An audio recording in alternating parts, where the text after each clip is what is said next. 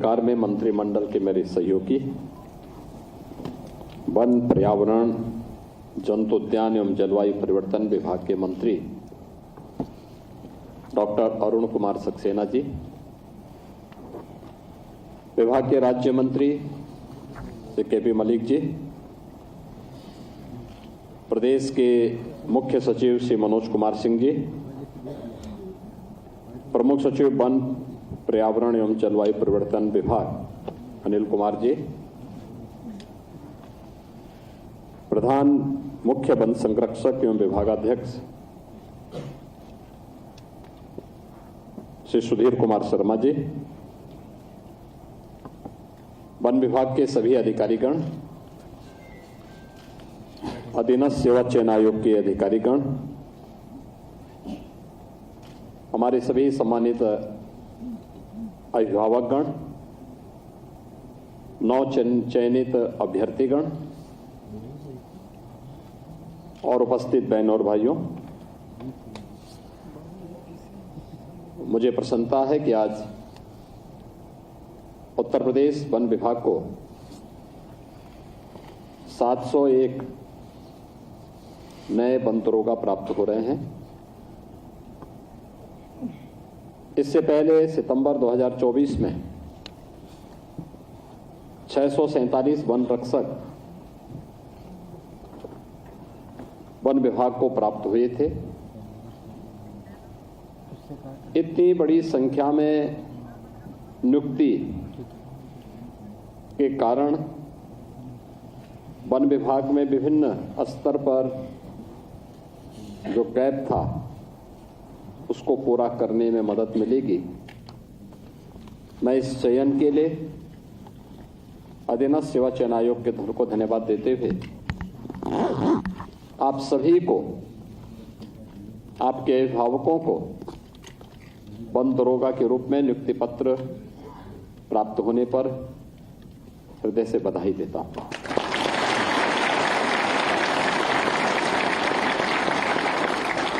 मेरे लिए यह प्रसन्नता का और भी अधिक क्षण है कि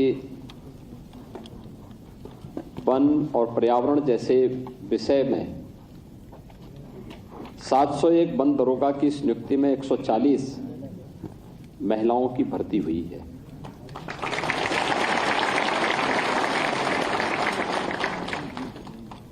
यानी ये दिखाता है कि हम लोगों ने जो एक लक्ष्य तय किया था कि 20% भर्ती महिलाओं की होनी चाहिए, लगभग उसके आसपास हम लोग इस भर्ती को उसके साथ जोड़ने में सफलता में प्राप्त हो रही है। आज का जो इस जीव सृष्टि के लिए सबसे बड़ा चैलेंज है वह पर्यावरण बन चुका है। दुनिया चिंतित है, देश का भी हर वह व्यक्ति चिंतित है जो पर्यावरण के बारे में, जीव सृष्टि के बारे में, उसके उज्जवल भविष्य के बारे में थोड़ी भी सकारात्मक भाव रखता है तो वह वर्तमान के उस परिदृश्य से चिंतित है जो वर्तमान में हम सबके सामने एक चुनौती के रूप में है। ग्लोबल वार्मिंग पूरी दुनिया के लिए एक चुनौती है, लेकिन ये कहीं और से नहीं आया। अनियोजित और अवैज्ञानिक विकास के पथ पर बढ़ने का दुष्परिणाम आज ये मनुष्य ने ही अपने लिए इस समस्या के रूप में देखा है और उसको झेल रहा है। कहीं अतिवृष्टि है तो कहीं पर अनावृष्टि है, कहीं पर हीट वेव्स चल रही हैं तो वहीं पर किसी एक दूसरे कोने में हम देखते हैं कि वहां पर कोल्ड वेव्स के कारण पूरी जीव सृष्टि ठिठुरती हुई दिखाई देती है। कहीं बाढ़ से जल जीवन तबाह है तो कहीं एक बूंद पानी के लिए लोग तरस रहे हैं। ये सब विसंगतियां क्यों पैदा हुई? आखिर सृष्टि का एक रौद्र रूप प्रकृति के इस भयानक रूप के रूप में हम कैसे देख रहे हैं? और यही संकट है कि जानते हुए समझते हुए भी हम लोग प्रकृति के इस रूप को आज भी समझने का प्रयास नहीं कर पा रहे हैं। और इसलिए इस क्षेत्र में न केवल स्वयं के स्वास्थ्य के लिए बल्कि इस पूरी जीव जंतु सृष्टि के लिए कुछ कर गुजरने की एक तमन्ना के साथ आपको एक अवसर प्राप्त हो रहा है। याद करिए, पूरे नवंबर महीने में देश की राजधानी लखनऊ और उसके आसपास का क्षेत्र एक गैस का चैम्बर बंद करके और समय स्कूल कॉलेजेस को वहां बंद करने के लिए मजबूर होना पड़ रहा है। श्वास लेने की स्थिति नहीं है। लोगों को वहां पर चेतावनी दी जा रही है कि अपने घर के बाहर न निकले। ये जो चुनौती है, आखिर इसका मुकाबला होगा कैसे? और ऐसा तो नहीं कि समस्या मनुष्य ने पैदा की है तो कोई दूसरी सृष्टि से कोई और आकर के इसका समाधान निकाले। अगर समस्या मनुष्य ने दी है तो समाधान का रास्ता भी मनुष्य को ही तलाशना पड़ेगा। और समाधान का रास्ता के लिए ही सबसे अहम भूमिका का निर्वहन कोई विभाग कर सकता है तो वह पर्यावरण वन विभाग से जुड़े हुए आप सभी जितने भी उसके कार्मिक हैं वे सभी मिलकर के समस्या का समाधान का रास्ता निकाल सकते हैं। और उसमें दोनों रास्ते हमें अपनाने पड़ेंगे। एक, लोगों को हम किसी को निवेश करने से रोक नहीं सकते, विज्ञान को आगे बढ़ने से हम रोक नहीं सकते, हम बैरियर नहीं खड़ा कर सकते। लेकिन अधूरा ज्ञान खतरनाक होता है, ऐसे ही अधूरा विज्ञान भी खतरनाक होता है। अधूरी टेक्नोलॉजी नहीं, अगर किसी को उद्योग लगाना है तो वह इस बात को भी सुनिश्चित करेंगे कि कार्बन उत्सर्जन कम से कम हो, पर्यावरण को प्रदूषित करने वाली गैसेज कम से कम उत्सर्जन कम से कम हो। प्रयास ये होना चाहिए कि जीरो लिक्विड डिस्चार्ज तक हम उसको पहुंचाने की दिशा में कार्य कर सकें। टेक्नोलॉजी आ चुकी हो, टेक्नोलॉजी को अपनाएं। एक और जहां इस पक्ष को लेकर के हमें कार्य करना होगा, लेकिन साथ साथ लगातार वन आच्छादन कम होना भी हम सबके लिए एक चिंता का विषय होना चाहिए। आम जन को भी इसके प्रति जागरूक बनाना पड़ेगा। धरती माता के गर्भ में छुपा हुआ जल का जो भंडार है उसमें जो कमी आ रही है, उस कमी को फिर से वापस लाने के लिए जल संरक्षण के प्रति लोगों को आग्रही बनाना पड़ेगा। वनों में अपने निहित स्वार्थ के लिए लगाई जाने वाली आग को नियंत्रित करना पड़ेगा। अनेक ऐसे कार्यक्रम अपने स्तर पर आप आगे बढ़ा सकते हैं जो लोगों को पर्यावरण की रक्षा के लिए, पर्यावरण की में जागरूकता पैदा करने के लिए एक यह दायित्व वन विभाग के वन दरोगा के रूप में आपके स्तर पर होता है। दूसरा, जंतु उद्यान भी आपके पास है। जितने भी प्राणी उद्यान हैं ये भी विभाग के अंदर ही आते हैं। वन्य जीवों की रक्षा भी करना, लेकिन साथ साथ प्राणी उद्यान के माध्यम से या फिर जो प्रदेश सरकार ने अलग अलग स्थलों पर अपने टाइगर रिजर्व बनाए गए हैं उनको भी इको टूरिज्म की दृष्टि से भले ही हम उन्हें वहां पर एक सीजन में टूरिस्ट के लिए ओपन करें, खोलें, लेकिन हमें इस बात को ध्यान में रखना होगा कि वन्य जीवों में अनावश्यक छेड़छाड़ न हो, उनके जीवन के साथ कोई खिलवाड़ न हो।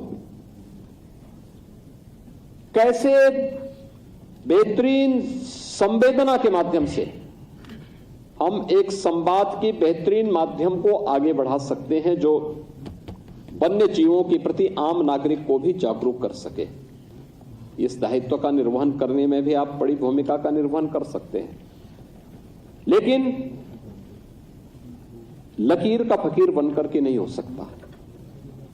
अक्सर क्या होता है, सरकारी नौकरी जब व्यक्ति पाता है तो पाने के बाद वह अपने दायित्वों का निर्वहन पूरा ईमानदारी के साथ करने में कहीं न कहीं विफल सा दिखता है,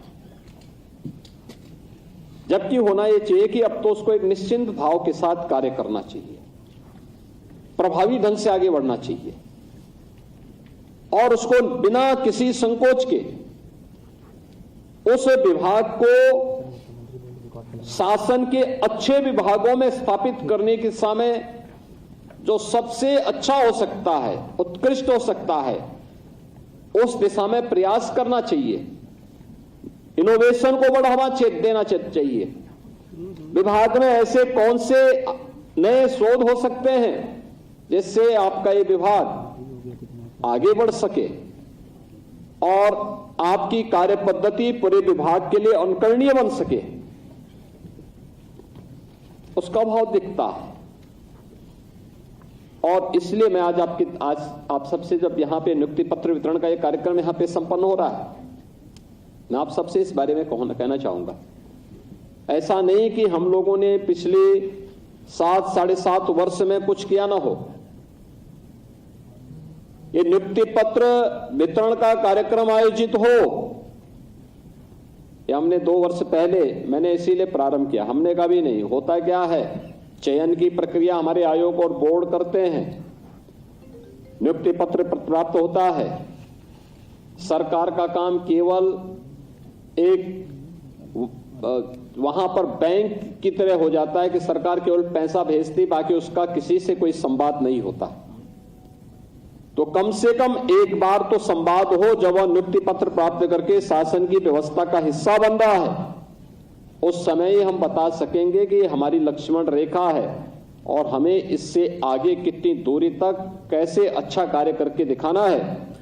इस दिशा से कार्यक्रम होने चाहिए और इसी दिशा से सरकार बनते ही 2017 में हम लोगों ने सभी आयोग और बोर्डों को बहुत स्पष्ट रूप से कहा था कि भाई याद रखना, नियुक्ति की प्रक्रिया में उसकी शुचिता, उसकी पारदर्शिता में किसी प्रकार का कोई खोट कहीं नजर नहीं आना चाहिए और जो भी जिस भी स्तर पर लापरवाही होगी वहां पर जवाबदेही भी सुनिश्चित होगी। और उसका परिणाम है कि गत 7.5 वर्ष के अंदर हम 7 लाख से अधिक नौजवानों को उत्तर प्रदेश सरकार में सरकारी नौकरी देने में सफल हुए। प्रधानमंत्री मोदी जी का जो विजन था, ये प्रक्रिया पूरी ईमानदारी के साथ, पारदर्शी तरीके के साथ संपन्न होनी चाहिए। आज वह प्रक्रिया प्रदेश के अंदर पूरी मजबूती के साथ उतारी जा रही है।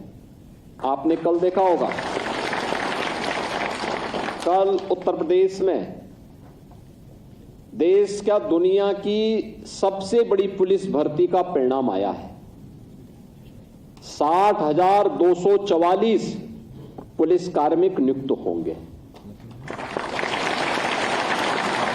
एप्लीकेंट कितने थे? लगभग 50 लाख।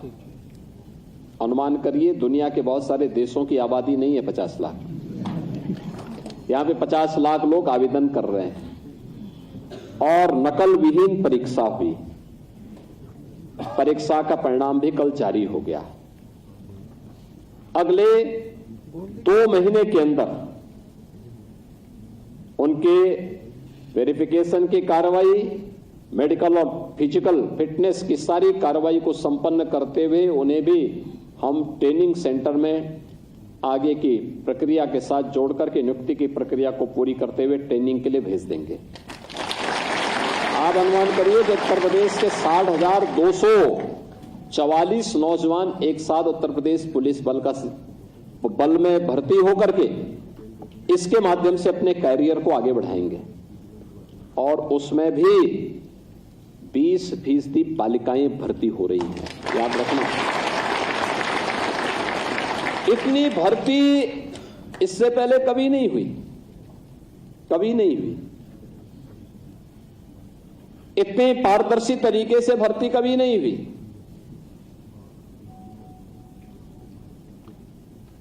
अब वह समय गया जब उत्तर प्रदेश में कोई भर्ती निकलती थी और महाभारत के रिश्ते एक साथ टपक पड़ते थे। हम लोगों ने इस पूरी भर्ती की प्रक्रिया से इस सारे नातेदारी रिश्तेदारी को एक तरफ किया और बहुत स्पष्ट रूप से कहा गया कि उत्तर प्रदेश की 25 करोड़ जनता हमारे परिवार का हिस्सा है और कोई भी भेदभाव उनके साथ नहीं होना चाहिए। किसी भी नौजवान के साथ कोई भेदभाव नहीं होना चाहिए। किसी भी नौजवान के साथ अगर किसी भी स्तर पर भेदभाव हुआ तो जो भेदभाव करने वाला होगा उसको उसकी क्या कीमत चुकानी पड़ेगी ये वह तय कर ले। और आपने देखा होगा इसीलिए सारी प्रक्रियाओं को उसी पारदर्शी तरीके से संपन्न किया जा रहा है और सरकार इसीलिए आपसे अपेक्षा भी करती है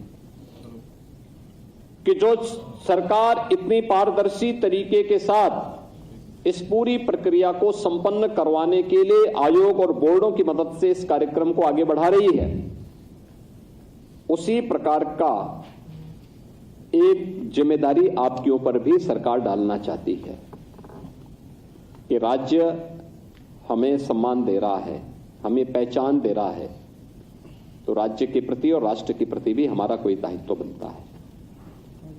क्योंकि अगर आर्थिक रूप से हमारा राज्य संपन्न होगा,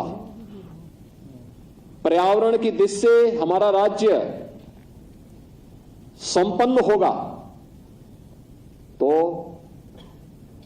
आने वाली पीढ़ी, वर्तमान और भावी पीढ़ी भी हमारी खुशहाल होगी, उनके चेहरे पर खुशी झलकती हुई दिखाई देगी।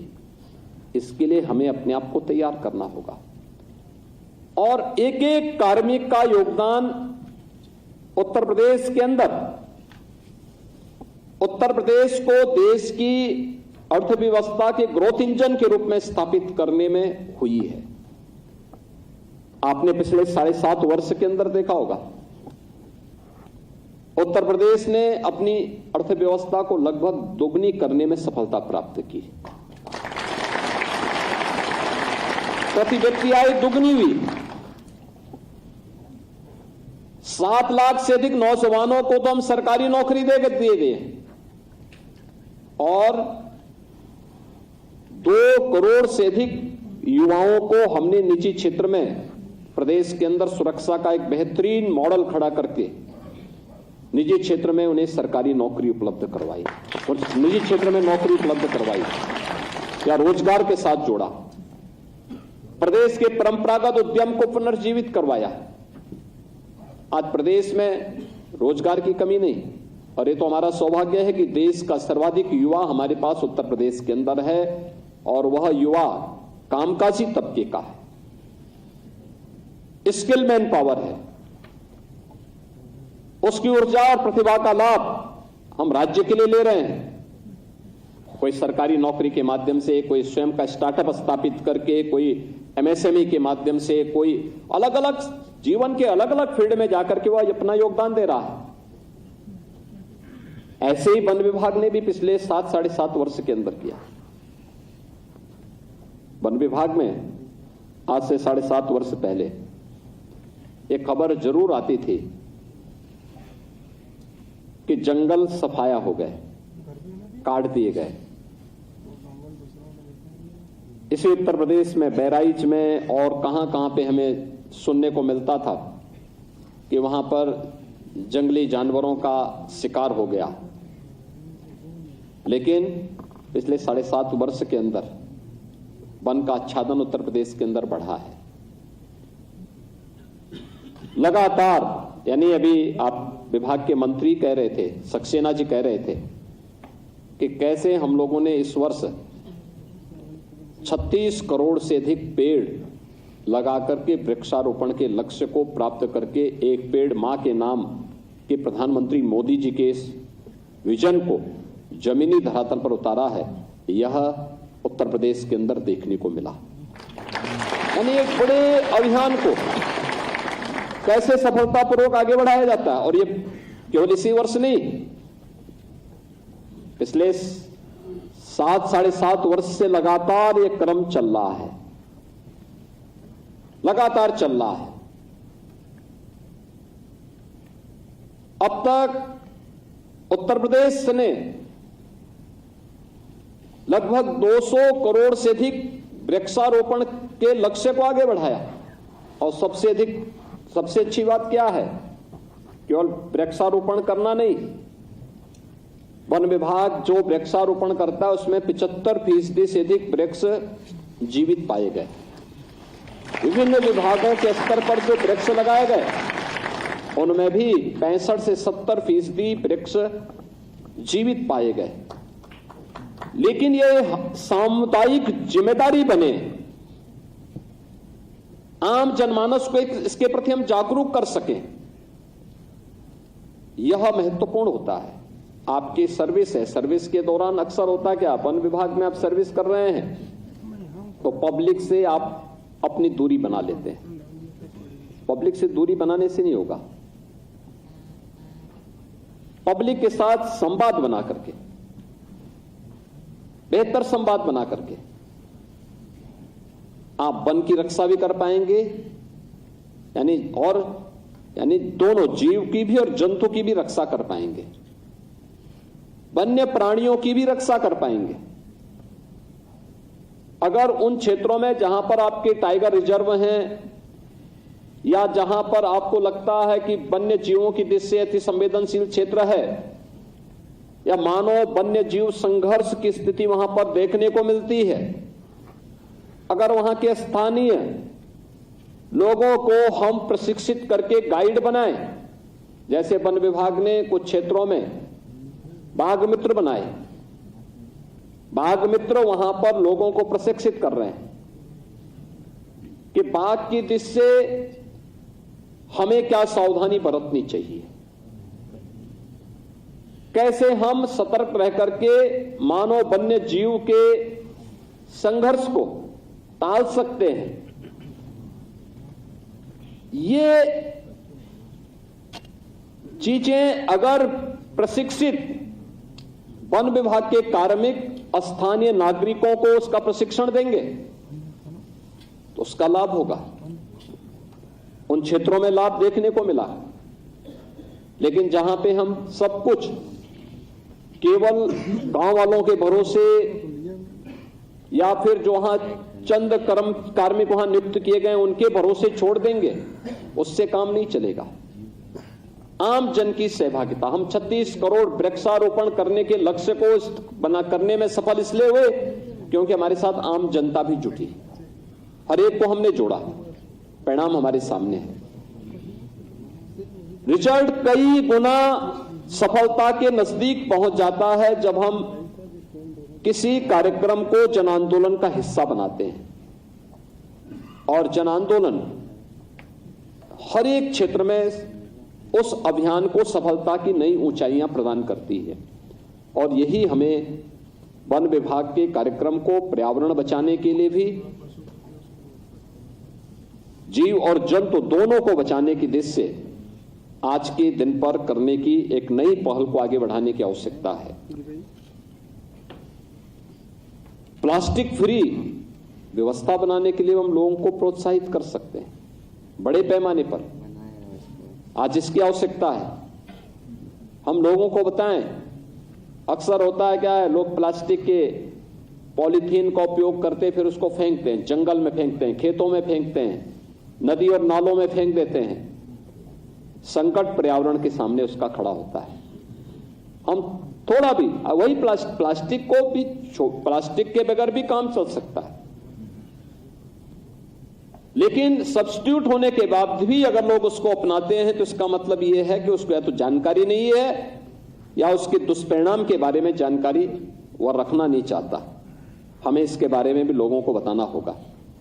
701 वन दरोगाओं की यह नियुक्ति वन विभाग के लिए और उनके कार्यों को आगे बढ़ाने में एक महत्वपूर्ण भूमिका का निर्वहन कर सकता है। इस विश्वास के साथ आज आपको नियुक्ति पत्र यहां पे प्रदान किया जा रहा है। आपके माता पिता और अभिभावक का सपना साकार हो रहा है। मैं इसके लिए एक बार फिर से आपके माता पिता को, आप सबको, आपके मित्रों, शुभचिंतकों को हृदय से बधाई देता हूं। अविनश सेवा चयन आयोग को नियुक्ति की प्रक्रिया को पारदर्शी तरीके से आगे बढ़ाने के लिए भी हृदय से धन्यवाद देता हूं और विश्वास व्यक्त करता हूं कि आप सभी लोग मिलकर के अपना उत्कृष्टतम प्रदर्शन के माध्यम से उत्तर प्रदेश सरकार की मंशा के अनुरूप प्रदेश के अंदर वन विभाग को एक बेहतरीन स्थिति में पहुंचा करके उत्तर प्रदेश की अर्थव्यवस्था को सुदृढ़ करने में अपना योगदान देंगे। आप सबके प्रति मेरी शुभकामनाएं। धन्यवाद। ऐसे मंतव्य, ऐसे संकल्प और ऐसे आदत